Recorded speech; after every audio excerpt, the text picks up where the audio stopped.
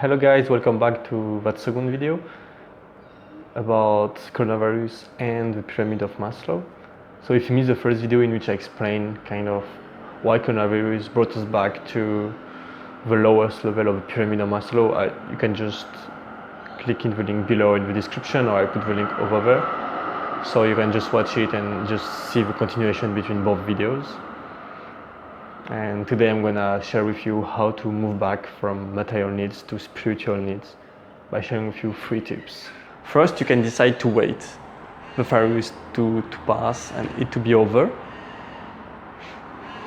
That can take weeks, that can take months, we don't know. But you basically put your life on standby and wait. Second, you take it as an opportunity to learn more about yourself and to create new things, to develop projects you didn't have the time to do. So I will give you an example of my field, which is research. And I want to share with you that so many PhD students do not know what they want to do with their lives. And you ask them, why you do a PhD? Most of them don't know what to respond to you. When you ask them what they want to become after, what they want to do after, they don't know either.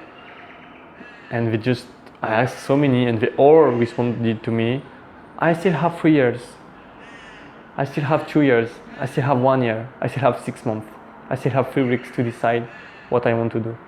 So it's all about delaying and putting to later the thing that they should do now.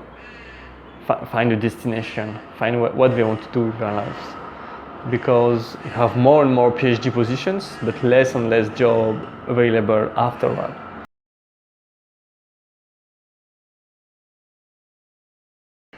And this is why you need to see your PhD as the start of your career. It's not a finality. It's not the end, it's only the beginning. Your PhD is a preparation for what you will be doing after. So there are a few things we can do during that current coronavirus crisis. First, we can define our mission of life. We can also make some exercises to increase our willingness. And we can try to clarify our projects and our life. The first one is the mission of life. Trying to figure out what your mission of life is. You are like a ship. No matter how strong you are, how fast you are, you will be lost if you don't have a destination. Do you know why you are on the planet? Do you know what are your plans? What are your interests? And today we will try to define it together. Let's try a little exercise. Think about your 25th anniversary, about your 50th anniversary, and about the day of your funeral, the end of your life. What do you want to have accomplished? What do you want people to remember about you? What do you want to have done, basically? What do you want to be said on that day? Define what success means for you. Because success is success with self. It's something successful for you might not be successful for others. So you must decide what is being successful for you. 3 things you must choose. First, your imagination, which consists in creating the future you that does not exist yet. Second is your consciousness, is about defining values of your life that you believe really strongly in. And third, your independent will, which consists in acting regarding your dreams. So regarding your imagination and conscience. So it's basically acting regarding your values and your long-term projects. In short, be imaginative to know who you want to become, be self-conscious to know your values, and act upon your values and the person you want to become. So why is it important to define a mission statement? Because I don't know if you already spoke with a priest, but 3 days ago I just was walking around and I saw one and we started speaking. I don't know why. He came to me and told me hello, and he started to speak to me about whatever. And he knows what he wants to do with his life. He has the idea, he has the destination, and he has the values which are written in the Bible, basically. So I'm not telling you that you should become a priest and follow those rules, but create your own words, create your own value and your own direction of life. Because that way you will be more charismatic and you will be more successful and you will have more values about yourself. Because once you know all that, your daily and long-term actions will have to be oriented regarding these values. So the first thing to define is your being.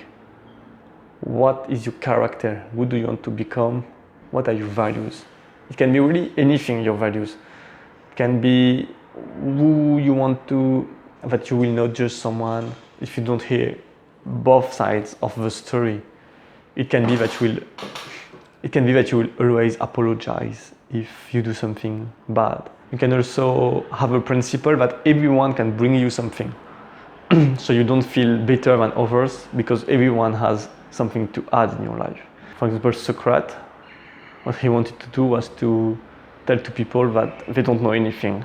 So he wanted to show them that we don't know anything, that we do not understand anything. You can also show integrity, which means saying and doing the things that you value.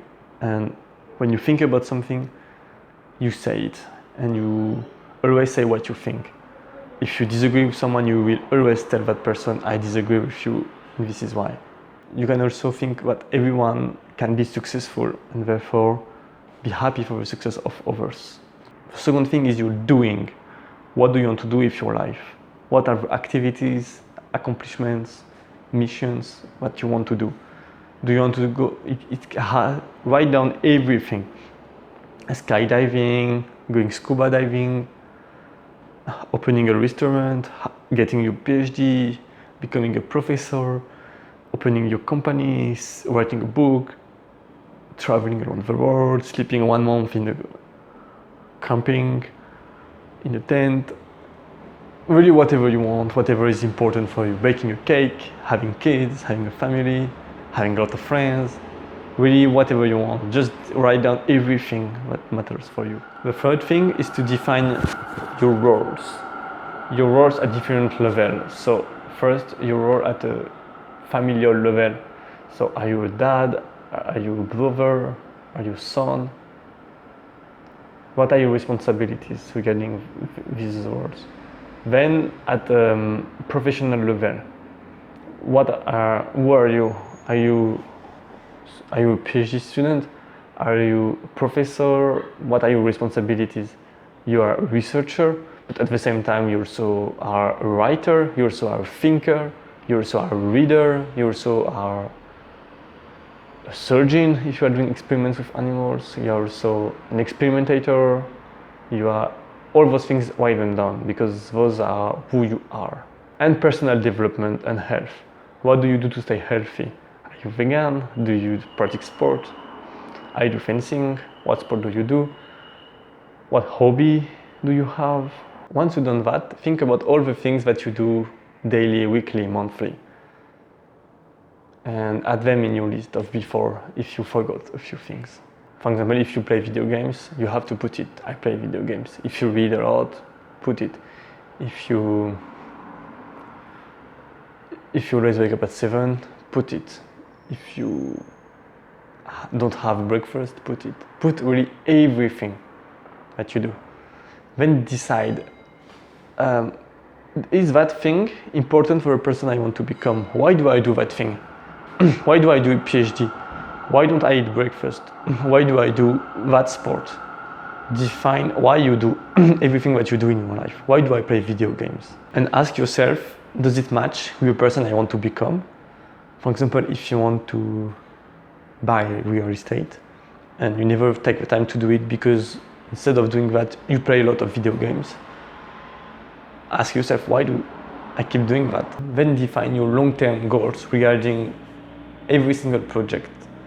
Or where do I want to be in 1 year, 3 years, 10 years, at the end of your life? What would be your dream position in all these roles? And try to define 2 or 3 results you would like to accomplish soon. For example, for me, in my fencing, I would like to keep doing competitions and to be good in Australia.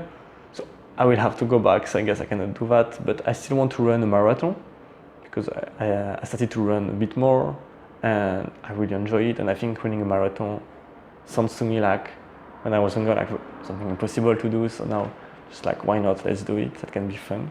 And now ask yourself, do you honestly know where you want to go and how you want to go there? Because you must define actions for your projects. Otherwise, they will remain dreams. And your daily actions should align with your long-term goals. What you do on a daily basis is who you will become in 10 years. And remember, you cannot invent your mission of life. You just have to detect what makes you truly happy. So thank you for watching, guys. If it has been helpful, just press the like button, share the video to other people, and subscribe to my YouTube channel. And I see you next week on another video. Ciao.